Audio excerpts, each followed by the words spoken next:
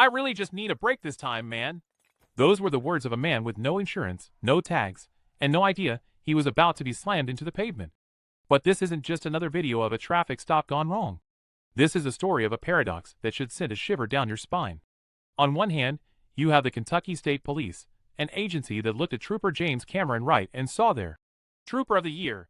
On the other, you have a federal grand jury in Louisville that looked at the exact same man and saw a criminal. 2 counts of excessive force. 1 count of perjury. While the feds were building a case for civil rights violations, the KSP leadership was busy handing him trophies. Today, we're peeling back the curtain on a massive scandal reaching the very top of the KSP. Welcome to Justice Valley. It was March 12, 2024, near West Point, Kentucky. Trooper James Cameron Wright pulls over John Millet for a simple failure to signal. Millet is honest. He's lost, he's got no insurance, and he's practically begging for a break. He's compliant, hands raised, stepping out of the car exactly as ordered. But for Wright, compliance wasn't enough. In a sudden, violent blur, Wright bear hugs Millet and slams him into the asphalt. Then comes the sound that haunts the body cam, the rhythmic, high-pitched pop of a taser. For 10 agonizing seconds, Wright rides the trigger while screaming at a man already on the ground to get on his belly. Millet wasn't just tossed, he was destroyed. 7 broken ribs. A dislocated shoulder. A 7-day hospital stay. This wasn't police work, it was a tuning up of a citizen who dared to ask for mercy. And the worst part? The cameras were rolling the whole time. To understand how a Trooper of the Year gets away with breaking 7 ribs, you have to look at the lies told in the dark. In 2020, during the Alex Hornback arrest, Wright and his partner thought they were alone. Under oath, Wright sat in a deposition and looked a lawyer in the eye, swearing he never struck the suspect. He was confident because he didn't see a body cam. What he didn't know was that a hidden basement camera captured every single blow. It was a gotcha moment that should have ended his career.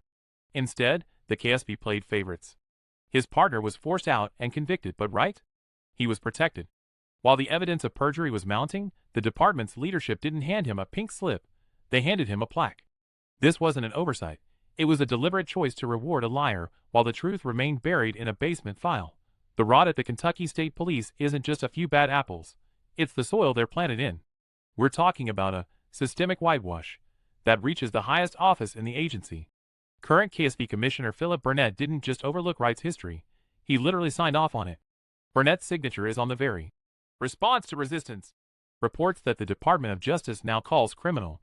While the FBI was digging up evidence of brutality, the KSP leadership was allegedly burying it. They even spent over $100,000 of your tax dollars on IA Pro software, a system specifically designed to track and flag problem officers. But according to insiders, they refused to use the tracking features. Why? Because you can't claim plausible deniability when the data proves you're protecting a predator. In Kentucky, accountability isn't just missing, it's being actively suppressed from the top down. If you think John Millet was an isolated incident, think again. This is a pattern, a greatest hits, of brutality that Trooper Wright played on repeat. Take June 2024, just months after the Millet stop, where Wright targeted Dawson Blevins. A routine seatbelt check for a construction worker on his way to work turned into a nightmare. When Blevins tried to record the encounter on his phone, Wright didn't just arrest him, he broke him. Literally. Blevins was tossed repeatedly while prone, and then pepper sprayed in the face because he couldn't comply with orders while his body was convulsing from the shocks. The result? 2 compression fractures to his thoracic spine. Insiders suggest Wright has over 100 use-of-force incidents on his record. 100? In any other job, you'd be fired after 2. At the KSP, it seemingly earned him a Trooper of the Year nomination. The hammer of justice didn't come from Kentucky, it came from Washington, D.C. On March 4, 2025, a federal grand jury in Louisville returned a criminal indictment that blew the roof off the KSP.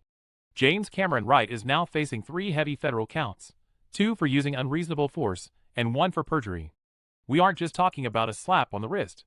If convicted on all charges, Wright is looking at a maximum of 25 years in a federal penitentiary. And remember, in the federal system, there is no parole. You serve every single day. The FBI's Public Corruption Task Force spent years connecting the dots that the state chose to ignore. While the KSP continues to pay Wright to sit at home on administrative leave, the feds are preparing to put him behind bars. This is what happens when the watchers refuse to watch. The feds have to move in, The message here is simple. Our rights don't end where their fear begins. When a Trooper of the Year can break 7 ribs and lie under oath while his bosses look the other way, the system isn't just broken, it's compromised. We need more than just one indictment. We need a complete overhaul of the leadership that signed off on this violence. You can help by sharing this footage. Tag your representatives, spread the word, and let Kentucky know that the world is watching. We'll keep following this case through the federal courts to ensure James Cameron Wright and the men who protected him finally face the music. Subscribe here and at thecivilrightslawyer.com to stay informed. Freedom is scary. Deal with it. I'm your host for Justice Valley, and remember, if you don't stand up for your rights, you won't have any left.